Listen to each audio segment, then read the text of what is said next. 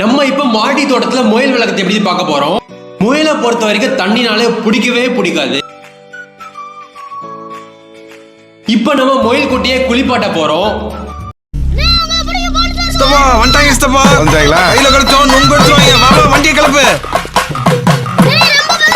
வீடியோக்குள்ள போறதுக்கு முன்னாடி வீடியோக்கு லைக் பண்ணிட்டு சேனலை சப்ஸ்கிரைப் பண்ணிக்கோங்க. அனைவருக்கும் வணக்கம். இன்னைக்கு நம்ம மாடித்தோட்டத்துல சக்சஸ்ஃபுல்லா எப்படி முயல் வளர்க்குறது, முயல் கழிவுகளை வச்சு எப்படி நம்ம செடிகளுக்கு உரமா கொடுத்து பார்க்க போறோம். முயல்கள் வளர்ப்புல நிறைய பேர் பண்ற தப்பு என்னன்னு பாத்தீங்கன்னா, நம்ம சாப்பிடக்கூடிய சாப்பாடு பிஸ்கெட் அதுதான் உணவாக கொடுப்பாங்க. அப்படி தரவே கூடாது. பச்சை காய்கறிகளை மட்டுமே அதுக்கு உணவாக கொடுக்கணும். அப்போதான் அதுக்கு எந்த வித டிசீஸ் எந்த புண்கள் இல்லாம ஆரோக்கியமா வாழும் அந்த முயல்கள் பாத்தீங்கன்னா.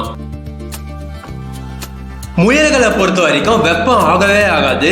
ஒரு அளவுக்கு அதிகமான வெப்பம் இருந்துச்சுக்கலாம் முயல்களை இறந்து விடும். அதனால நல்லா குளிர்ச்சியான இடத்துல தான் நம்ம முயல்களை வைக்க வேண்டும். நான் வந்து பார்த்தீங்கன்னா எங்கள் வீட்டு மாடி தோட்டத்தில் ஃப்ரிட்ஜ் பாக்ஸ் தான் வச்சிருக்கேன். ஃப்ரிட்ஜ் பாக்ஸ் வாட்டில் பார்த்தீங்கன்னா ஓல்ட் போட்டு வச்சிருக்கேன். சப்போஸ் அது யூரின் பண்ணால் கூட வெளியே வந்துடும். அதே மாதிரி பார்த்தீங்கன்னா மேலே ஒரு வளமாக போட்டு மூடிருக்கேன். அது நல்லா காட்டமாக இருக்கும். இது வந்து பார்த்தீங்கன்னா நான் நைட்டு மட்டும் தான் மூடுவேன். பகலில் வந்து நான் ஃப்ரீயாக விட்டுருவேன். ஏன்னா எங்கள் வீட்டு மாடி தோட்டத்தில் பார்த்தீங்கன்னா குரங்குகள் வர வாய்ப்பு இருக்குது. அதனால தான் நான் அந்த ஃப்ரிட்ஜ் பாக்ஸ் நைட்டில் வைக்கிறேன். இல்லைன்னு எப்பவுமே நான் ஃப்ரீயாக விட்டு முயலோட யூரின்ல இருந்து புழுக்கள் வந்து அதுக்கு நோய்கள் வர அதிகமாக வாய்ப்பு இருக்கு.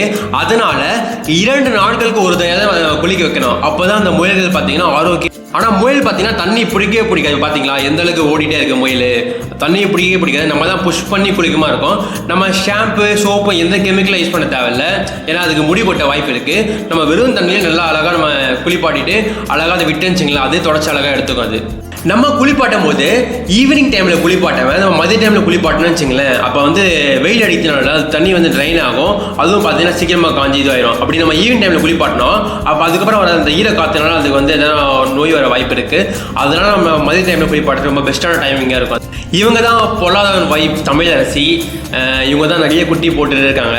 இப்போ இவங்க தான் நாங்கள் குளிப்பாட்டுறோம். இப்போ பார்த்தீங்களா பயந்தே போயிட்டாங்க குளிப்பாட்டுறதுனால. இப்போ எந்த ஓடுறாங்க பாருங்களேன். எல்லாருமே அழகா பார்த்தீங்கன்னா குளிச்சு முடிச்சுட்டு அழகா குளிர் காயிறாங்க. அவங்களுக்கு தெரியும் அழகா நக்கி நக்கி அதை அவங்களே க்ளீன் பண்ணுறாங்க. நம்ம பண்ண வேண்டிய அவசியமே இல்லை. நம்ம குளிக்க வைக்கும் போது பார்த்தீங்கன்னா முடியெல்லாம் நம்ம ட்ரைன் ஆகும். நம்ம வெளிய வேண்டிய அவசியமே இல்லை. அது ஆட்டோமேட்டிக்காக காய்ச்சதுக்கப்புறம் பழைய நிலைமைக்கு வந்துடும். ஏன்னா நீங்கள் நார்மலாக நீங்கள் முயல் குளிப்பாடும் போது பார்த்தீங்கன்னா ரொம்ப சின்னதாக முயல் வந்து பார்த்தீங்கன்னா, ஆனால் அதுக்கப்புறம் பார்த்தீங்கன்னா அது ஆட்டோமேட்டிக்காக அதான் செய்யும். பார்த்தீங்கன்னா ஒரு 1/2 மணி நேரம் கழிச்சு பார்த்தீங்களா அழகாக குளிச்சு முடிச்சு ஃப்ரெஷ்ஷாக அழகாக செடியில் உட்காந்து அழகாக வீடு பார்க்குறான். பார்த்தீங்களா அவன் கட்டளை செடியில் புதுங்க. டேய் என்னடா முறைக்கிற?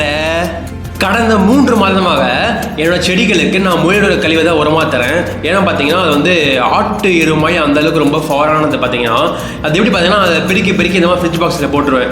ஒரு 3 மந்த் 4 மந்த்தில் பார்த்தீங்கன்னா அது ஆட்டோமேட்டிக்காக உரமாயிடும். நான் செடிகளுக்கு உரமாக கொடுப்பேன். அதே மாதிரி பார்த்தீங்கன்னா செடிகளில் வரக்கூடிய களைச்செடிகளை நான் கீழே போடாமல் இவங்களுக்கு கொடுத்துருவேன். இவங்களே பார்த்தீங்கன்னா நல்லா விரும்பி களைச்செடிகள் சாப்பிடுவாங்க. ஏன்னா அதை பார்த்தீங்கன்னா அருகம்புல்லாம் சில டைமில் இருக்கும். அது அவங்க உடம்பு நல்லது. ஆனால் அவங்கள விரும்பி நான் முன்னாடியே சொன்ன மாதிரி பார்த்தீங்கன்னா அந்த முயலோட யூரின்லேருந்து புழுக்கள் வர வாய்ப்பு இருக்கு. அதனால அந்த ஃப்ரிட்ஜ் பாக்ஸை பார்த்தீங்கன்னா நம்ம தினமுமே கழுவணும். கழுவிட்டு பார்த்தீங்கன்னா நம்ம வெயிலில் காய வைக்கணும். அப்போ தான் அதில் இருக்க கிருமிகள் பார்த்தீங்கன்னா தானாக இறந்து விடும். முயல்கள் பார்த்தீங்கன்னா 3 மாதங்களுக்கு ஒரு முறை மட்டுமே குட்டி போடும். நிறைய பேர் சொல்லுவாங்க அமாவாசை அப்பதான் குட்டி போட்டு.